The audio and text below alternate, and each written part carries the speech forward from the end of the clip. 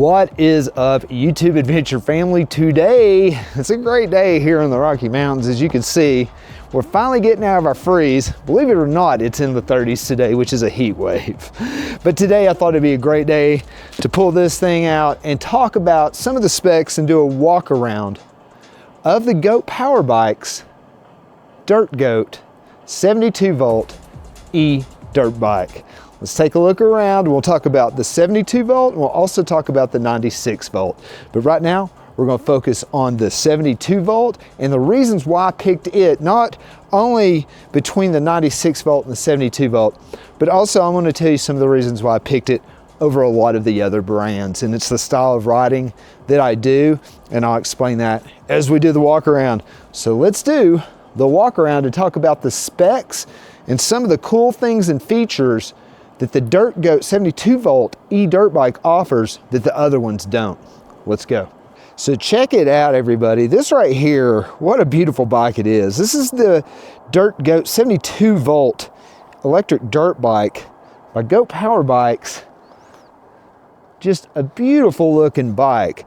Now, one of the first things I want to get and just cut to the chase on is this bike, after looking it over in all the parts and pieces, from the brakes to the grips to the rotors to the suspension to the pegs to the controller where it's located, everything is totally customizable on this bike. So before anybody says parts and custom pieces and things like that, GOAT Power Bikes did the research and development on this bike, considering you would want to upgrade it and customize it. I mean, that's one of the big markets. So check it out, from the really cool front end, the headlamp and the plate, to the 19-inch tire in the front and the 16 in the back, and it being a wider tire in the back too. There's no reason really to change the size of the wheels or tires on this bike already. They kind of already know what this bike is going to be intended for. And this dirt bike, and the reason I got it was because it's intended to be a woods bike. This is intended to be ridden through the woods and through the trails. Basically a lot of single tracking, tight technical turning, not going 80 miles an hour. So a lot of this bike, in the way that it's been designed, the Dirt Goat brings like a high performance capability to a more approachable power level.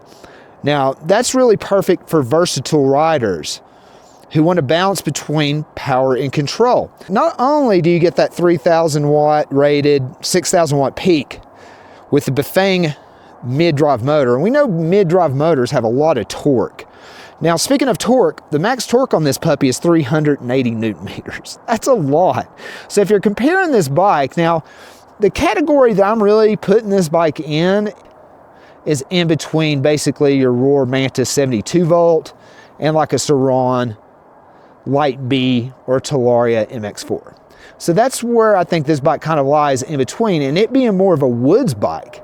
So, you know, it's not really that more of a motocross, wheelie popping type electric dirt bike. This is more of a woods bike. This would be more like your KTM XCW 252 stroke or something like that, because I've got an XC 252 stroke. So like an XCW woods bike version of the KTM is more what this one is. So just a lower profile, wider, a little bit heavier and chunkier, and its concentration is more on handling for more versatile riders. So the speed's not too out of control. You get that torque, you get that low end to get you up the hills and through the woods.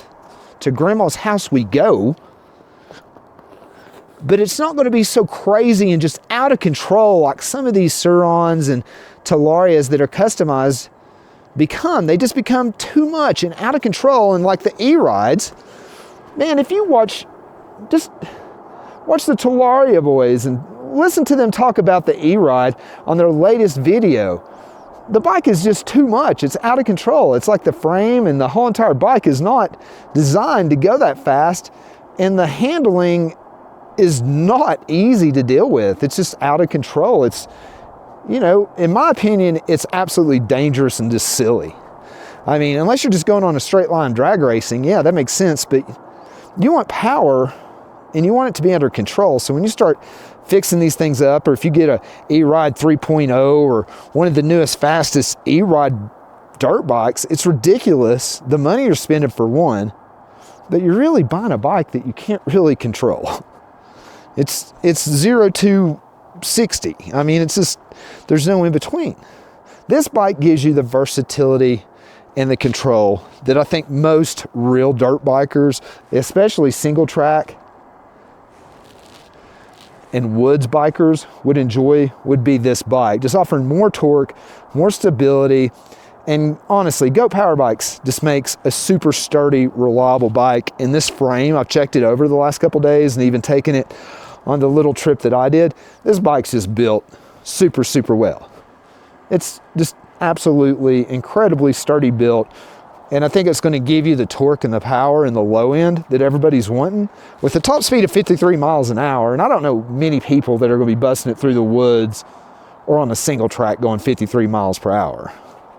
But, you know, to each their own. That's why Baskin-Robbins has so many flavors. Everybody likes a different flavor. Huh. All right, so let's get on to more of the technical things going on here. So we've already mentioned 3,000 watts, 6,000 watt peak Bafang motor. Now the great thing about this is we're talking about Samsung cells in the battery, Bafang electrical system.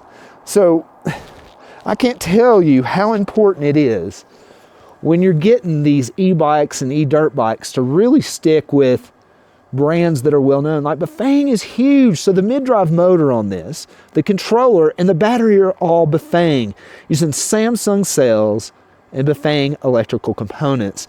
And we all know the Bafang mid-drive motors are super clutch. And speaking of clutch, you don't have to have a clutch on this bike. It's automatic, and you do have a couple settings here. You have a sport mode and an eco mode.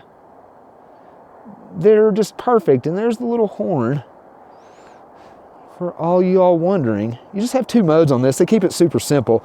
There's a blank space here, and I think that would be for turn signals later on. I also like the wide foot pegs this thing comes with. They come with a really wide foot peg. It's almost like a bicycle pedal type width. So it's really, really awesome. And just the super knobby tires. I really like the knobby tires because I'm going to be using this off-road more than on-road, obviously. And the suspension. That is the D&M Burner RCP 2S. That thing is really awesome. You could totally adjust it. You can adjust the suspension and the rebound. Got a 420 rear sprocket, a 420 chain, which is awesome. We're talking dirt bike type specs here. And you're looking at a 48 tooth rear sprocket. Okay, now we're going to talk about the controller. This is the Bafang Vector Cine Wave controller, 85 amps. That's a huge controller coming in already on this bike. You could totally upgrade or get an aftermarket controller for this. I upgrade the neighborhood's kids Talaria XXXs. And trust me, this controller is totally customizable. You could put in any controller you want on this bike.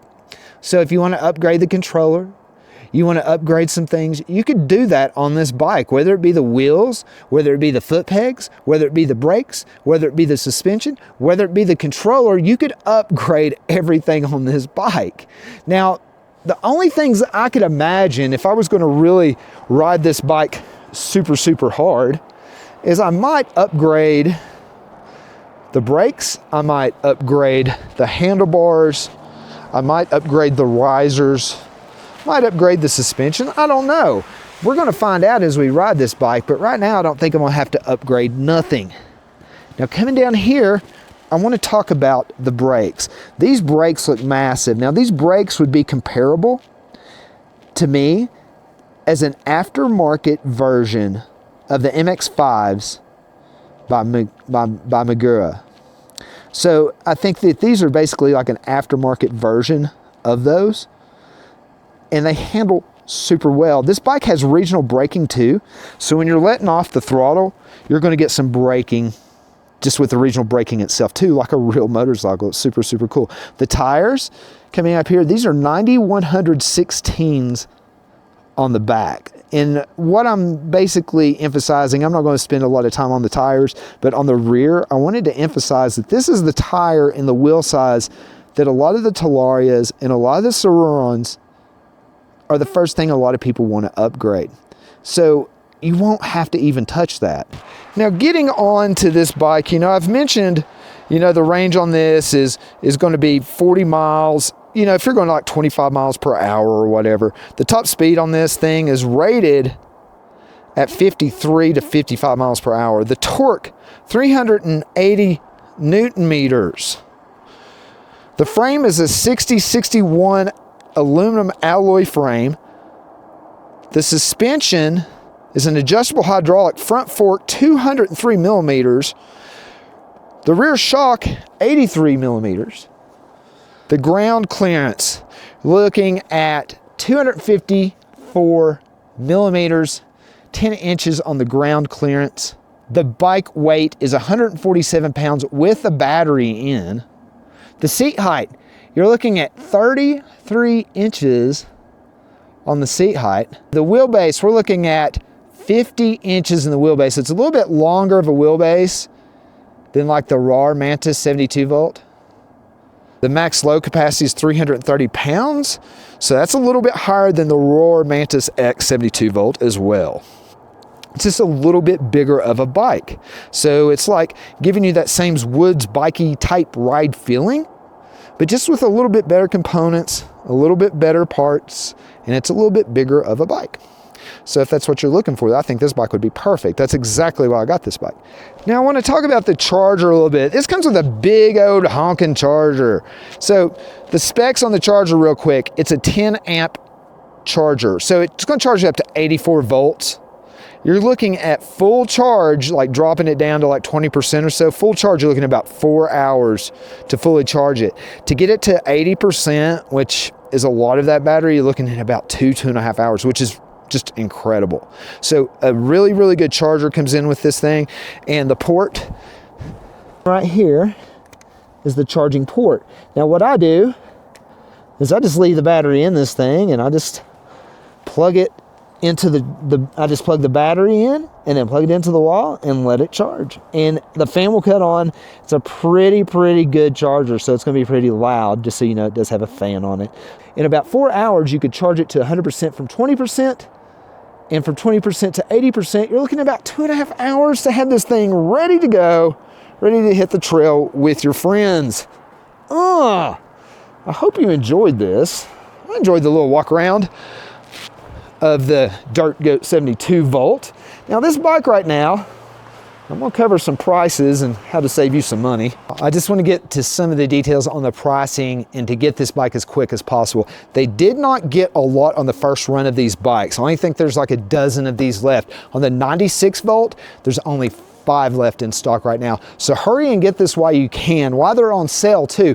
Right now, this bike retails for $4,500. You can get it on sale right now for $39.99. And if you use my discount code Colorado Adventure Channel, you'll save 5% more on the total price. That's literally save you hundreds of dollars that you could use to either upgrading, buying a new motorcycle helmet, buying some boots, some clothes to take you off the road as well, and maybe a rack for the back of your truck for this bike. So use my discount code Colorado Adventure Channel on any of Goat Power Bikes products, that including the 72 volt Dirt Goat, the 96 volt Dirt Goat, any of the Power Goats, Motor Goats, Billy Goats, any of the Goat Hulks, and also check out the Mini Goat that they got out now. This thing looks super cool. I want to talk about it on another episode, but check that out. Is that not super cool?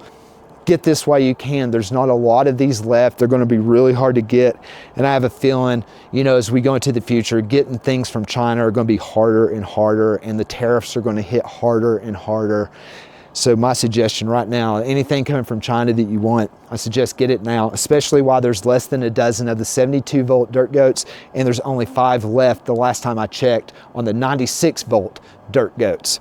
Anyways, any questions, any comments, please let me know. So far taking this thing out, and you saw the video that I did the other day of taking this out on literally snow on a single track through the woods here in the middle of Colorado, in between Vail and Beaver Creek ski resorts.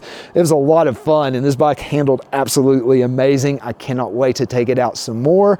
I cannot wait to play with it and tinker it and customize it and make it my own. I'm so excited. But if you want a really good woods bike, something that you can control and still has just more power than you'll ever need, I really suggest you get something like this, and don't go out and buy something that's going to have so much power and it's going to be out of control and you're just going to have a bad experience on it.